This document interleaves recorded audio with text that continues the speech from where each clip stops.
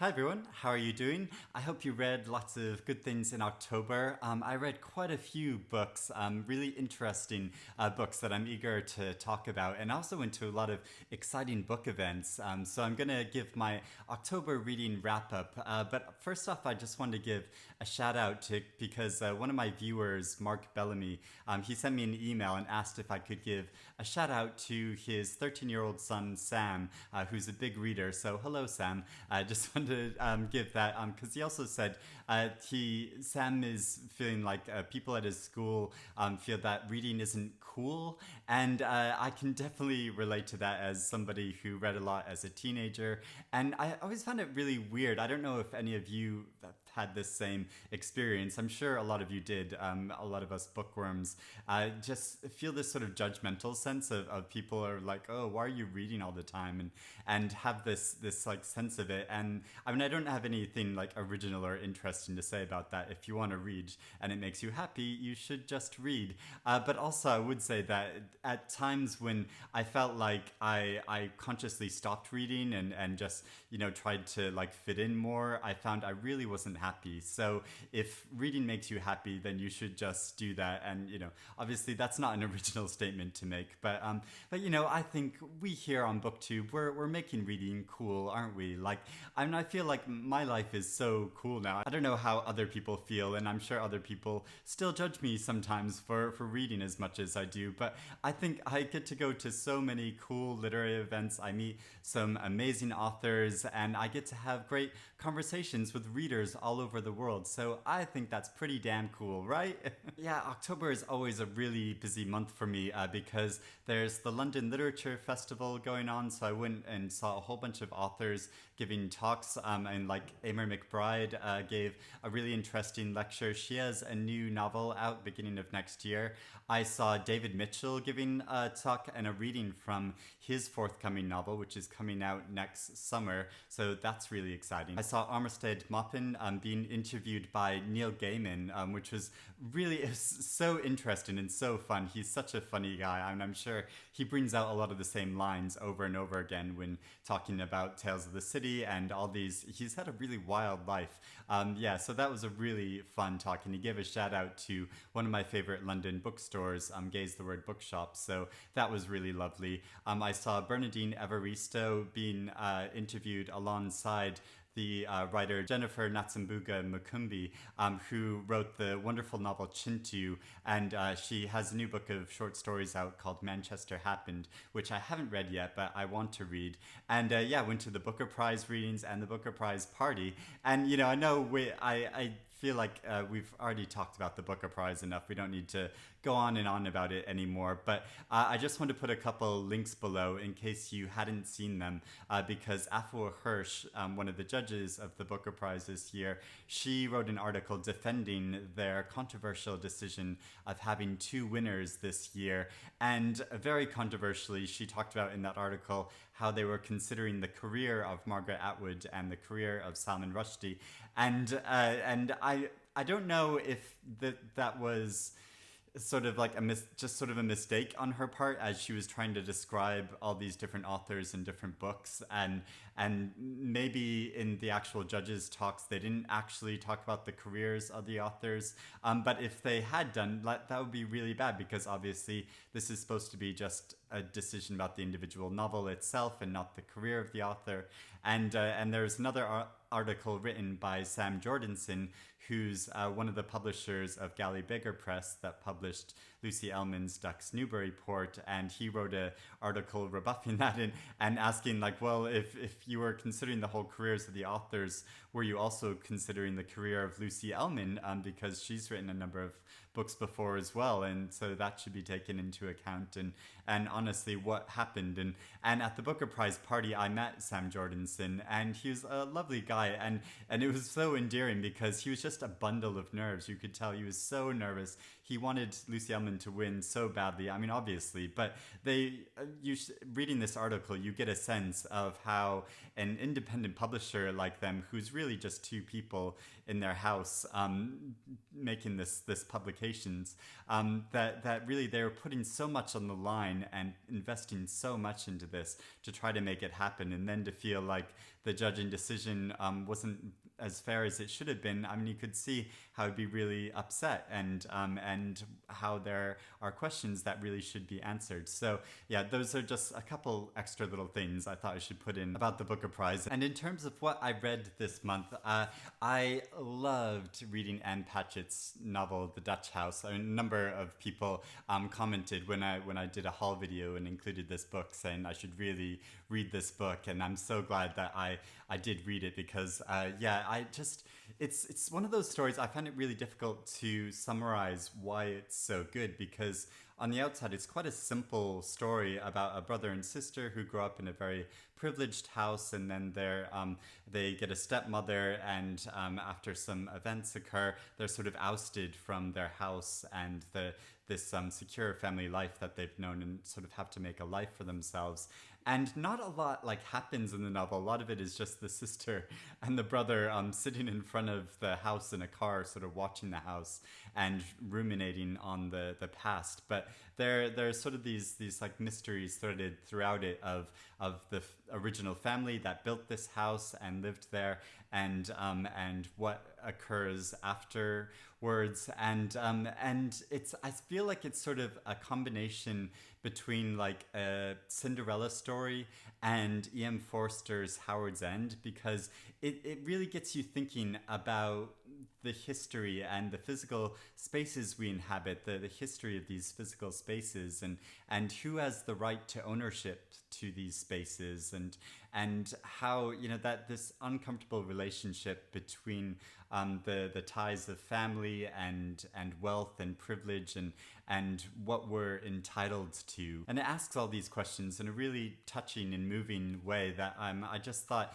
the writing in this is quite straightforward, but it's just done so well that you can tell that Anne Patchett is just such an accomplished novelist. I also read a couple books of poetry, although it's sort of slightly deceptive, because both of these books of poetry are kind of in verse and tell a narrative in a way that, from poem to poem, there's a recurring story going on. So, I feel like they're sort of halfway between novels and halfway between poetry, which, if you're not that into poetry, reading these books might be a good way of sort of easing yourself into reading some verse. And I was drawn to reading this collection, Deaf Republic, because it was nominated for the Ford Prizes for poetry, which is a poetry prize that awards a number of different categories, including a debut poetry collection, and I went to the readings for these different poetry awards, and the poet Jay Bernard was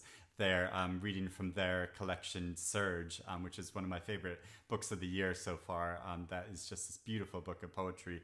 But also Ilya Kaminsky was there reading from his book of poetry, Deaf Republic. And this book, it takes place in this kind of dystopian type land that isn't sort of specified where it is, but it's basically a village which is taken over by a militia force, and a deaf boy is shot during a puppetry show in this square. And after this boy is shot, everyone in the town goes deaf or pretends to go deaf, and they develop this sign language to communicate with each other, which isn't any actual sign language that's used, but is one that they invent. And throughout the book, it shows these different signs, and it's so inventive how it does this, because it invents its own language throughout the book. So by the end, when it gets to a whole series of these symbols, I can show you here, that you understand the meaning of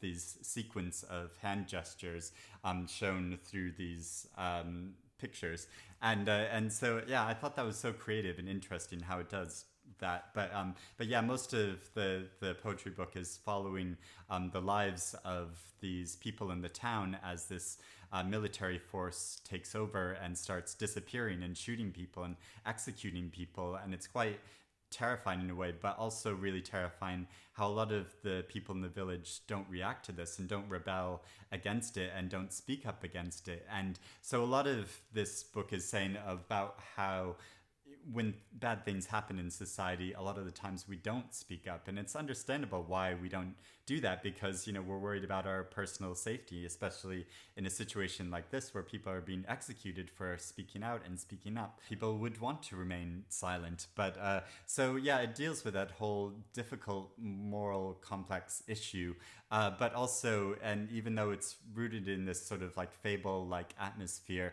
the beginning and ends of the book are very much rooted in current America and referring to things that are, especially with like gun control laws and people getting shot quite frequently.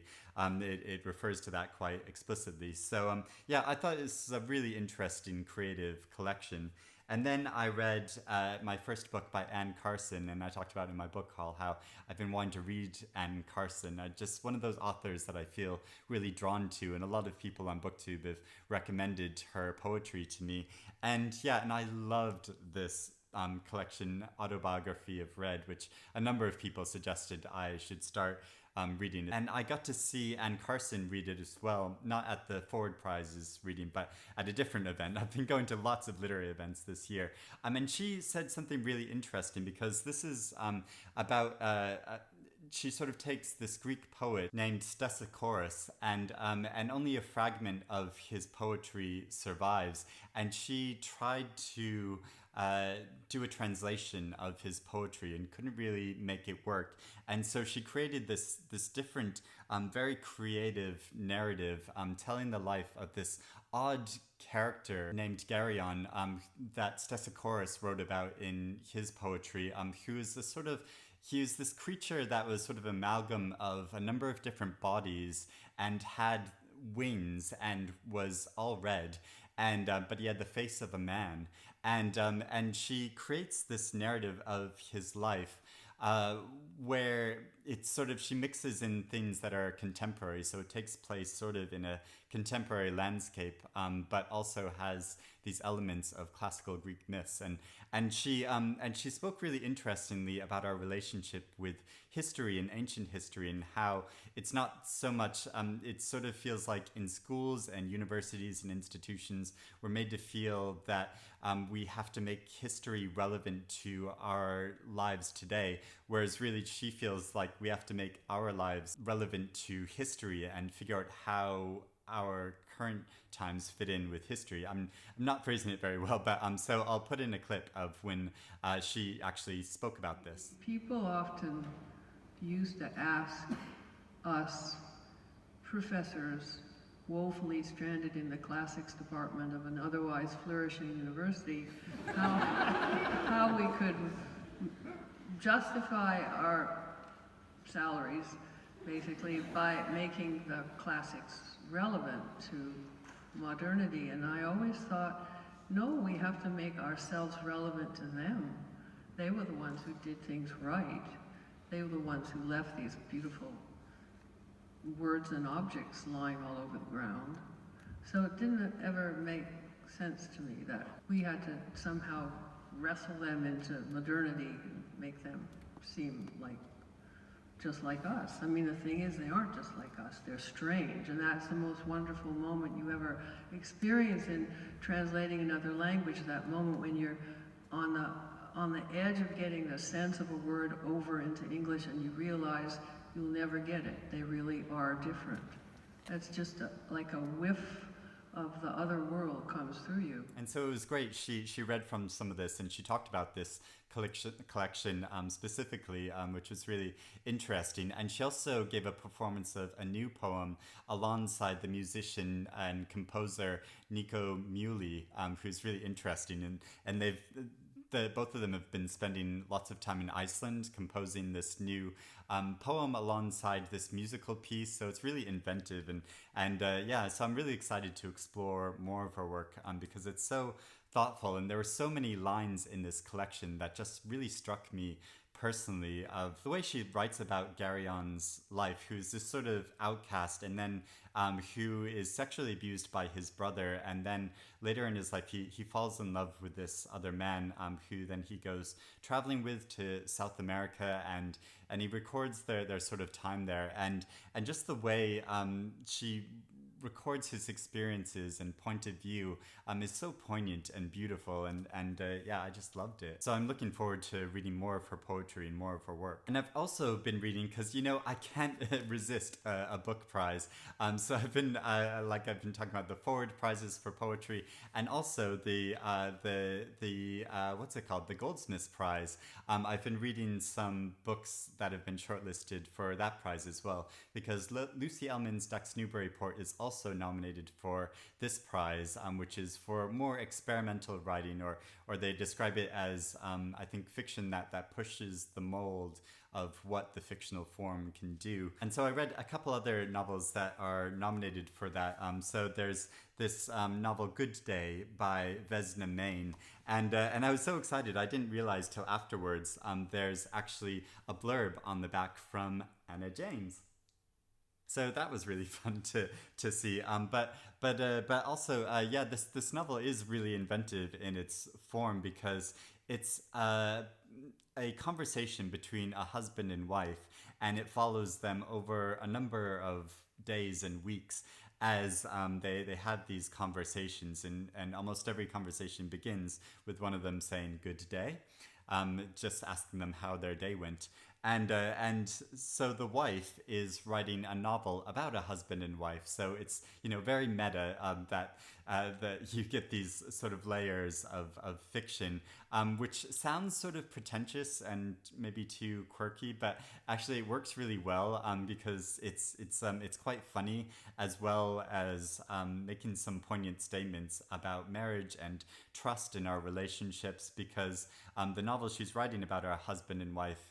The husband in that novel has sex with a number of different prostitutes, and the wife discovers this, and so it's about the dramatic fallout of that. But as she's writing it, she starts incorporating things about her life with her own husband, and so and the husband takes exception to this, that she's fictionalizing their life, and yeah, it's just quite clever how it plays on those different fictional levels, but also makes these sort of insights, into the writing process and what fiction means to us, and how much of life should be translated into fiction, and all these sort of bigger questions, as well as telling it's sort of I for a while in the middle of the novel I wasn't sure. I was like oh, maybe this is too much more of a concept than a good story, but then I did want to find out what was actually going on in the husband and wife's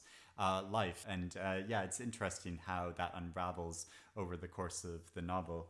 And I also read this very wild novel called We Are Made of Diamond Stuff by Isabel Waidner. And this takes place on the Isle of Wight, where the narrator meets a friend there, and they sort of form their own little group on this island, and feel sort of like outcast, and they work in a hotel, working for very low wages, and the narrator is trying to gain citizenship to Britain, and so it talks about these different levels of not belonging and feeling like outsiders. They form their own little sort of queer pride parade, where they try to make a gay pride float for themselves, and they try to form their own fashion line. So it's quite fun in that way, but also just really wild things happen. So sort of corporate logos sort of come to life and attack them, and it also plays as sort of Stranger Things fan fiction. So I just found this a very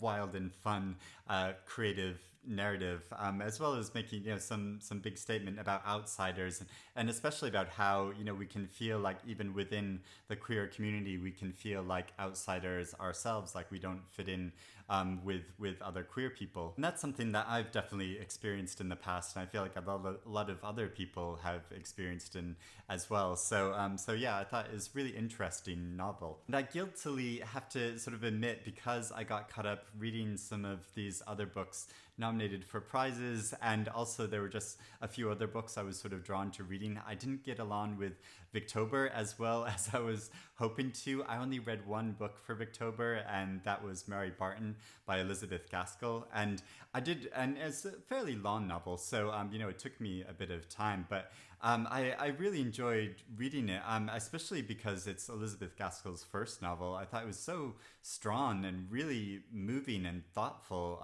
really intelligent work of fiction, and has such a great social consciousness to it. I mean, she's talking about Manchester life and the working lives of people in factories there, and but sort of wrapping it within this larger narrative of this family.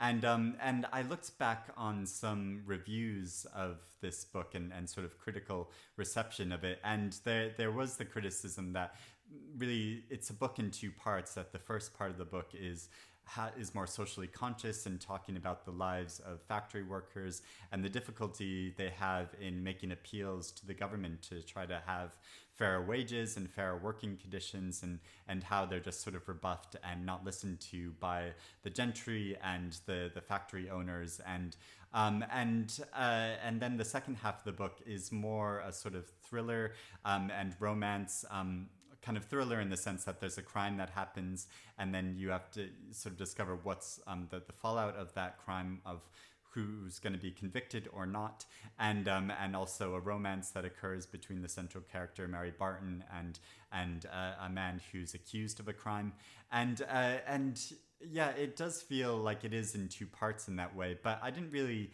mind that, because as I was sort of getting into the novel, like if it was more just sort of self-consciously talking about these social issues, I felt like that would have been too didactic. It would have been too preachy, and because there were some sections that felt like it was getting a bit, she was making these big statements about, this is the condition of the working class and we should be aware of it. And it's not that I don't disagree with those statements, but in a novel, it feels like it should be more about the story in a lot of ways. And it does get more into the story as it goes on. And I did want to know what was going to happen and what the outcome was going to be. And then at the end of the novel, it does return to this more socially conscious message. And I thought it did it in a really interesting, thoughtful way, in that it wasn't just saying like, hey, you should all be more aware of the bad conditions of the working class.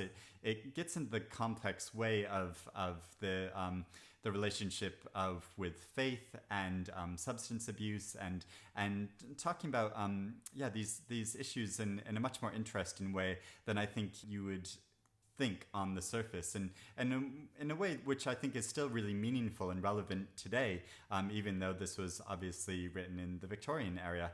And especially because I also finally finished reading the novel The Girl Who Wrote Loneliness by Kyung-Sook Shin. And this is a novel that I started reading for Women in Translation Week back in August, and then I finally finished reading it in October, and I found there were such parallels between these novels, because The Girl Who Wrote Loneliness is also about a young woman who grows up in a rural area and then moves to the city and starts working in a factory and living with extended members of her family, and her experiences of that, and how there was really atrocious conditions for the factory workers there, and how they tried to unionize, and there were acts of rebellion against the government and also the factory owners.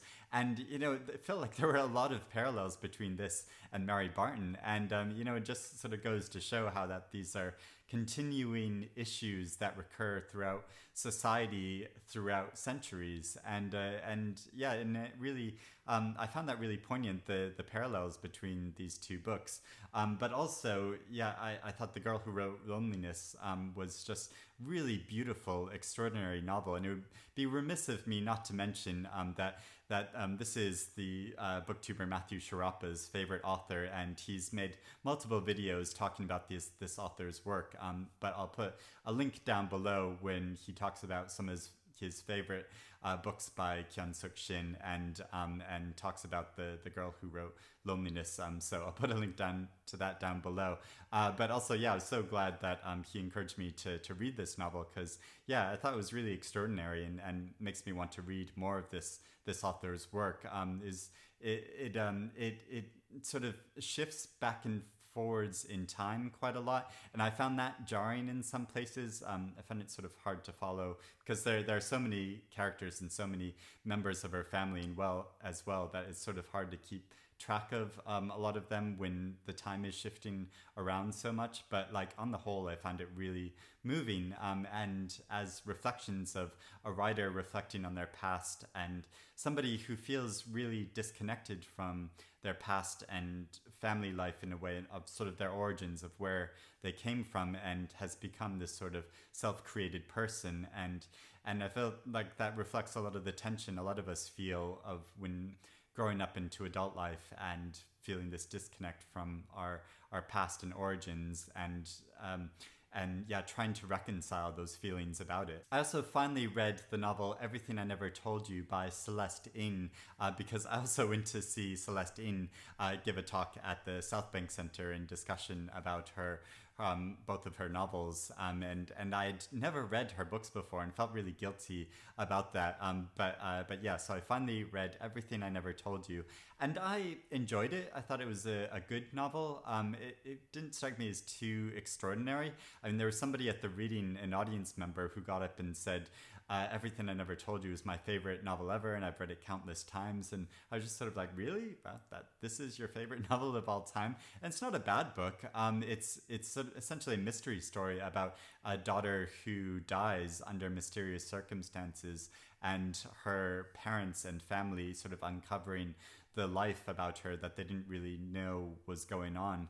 And but also talking about their family life in general, and struggles and affairs that the parents have, and yeah, sort of issues with that, and a lot about being a mixed race person in America. And I found like it handled all these issues quite well. Like it doesn't make them too like blatantly, sort of an issue novel. It weaves them into the narrative and the story quite well, I think. But yeah, it just didn't strike me as like that memorable. And I mean, I will be interested to read her second novel, and do want to read it at some point.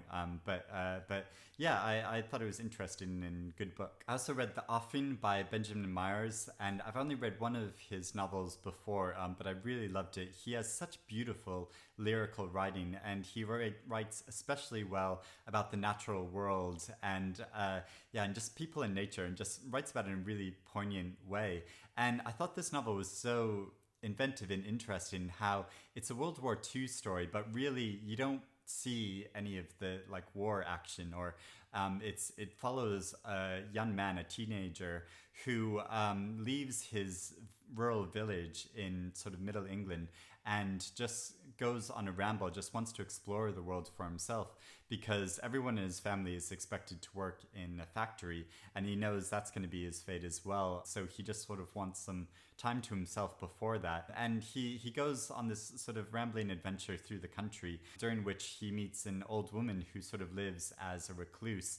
And he strikes up this friendship with her, and she's this very slightly spiky character, but like really interesting person, has this interesting past that you learn about over the course of the novel. And I mean, maybe just because I always feel like I have an affinity with older women, that yeah, I just very happy to see this kind of relationship portrayed in a novel, and just found it really poignant and fun and interesting to read about. And yeah, I thought it was a really interesting story, how it handles our sort of uneasy relationship with borders, because it's talking about war without talking about war in an overt way, and makes it relevant to our current times, but not in an overt way. So it talks about these relationships we have to borders, like the term the offing, which the novel is named after, refers to this line in the horizon that you can see where the sea meets the sky, and how it's this sort of imaginary line because it's rooted in our own subjective perspective of that's what we see, but obviously if you travel up to it, it doesn't really exist. And so it's talking about borders, and borders between different countries and different nations, and how those don't really exist, and how we really just impose those upon our society. And so it talks about how we should reevaluate our relationships to these borders, but not in a way that it's really making it an overt message about it, but just sort of delicately works it into the story of creating this overall feeling through the relationships of the character and the story as it unfolds. And so I found it really meaningful. And Benjamin Myers is just a writer that I think should be better known and should be more widely read, and I definitely want to read more of his books myself. And then finally, the last book I have to talk about, which sort of makes a parallel with Benjamin Myers, because is Olive Again by Elizabeth Strout, and I just love her writing so much. And it's about an irascible older woman, and it follows her famous character Olive Kitteridge again later in her life as she's getting older, and she takes a second husband and has more disagreements with people in her community, and some arguments, and but also really meaningful connections with them as well. And it's another novel. This is something that Elizabeth Strout seems to do quite a lot. She writes these novels sort of almost in short story form, or linked, sort of short stories. Because several of the stories do follow Olive specifically, but then other stories focus on other members of the community and follow their particular stories. And Olive will sort of dip into those stories, and sometimes it feels almost like a stretch that she's trying to make a connection, have Olive have a connection with them. Like in one story, literally Olive and her husband are just driving by and they see a house and they're like, oh, something interesting happened in that house. And then you get the story of what happened to the family in that house.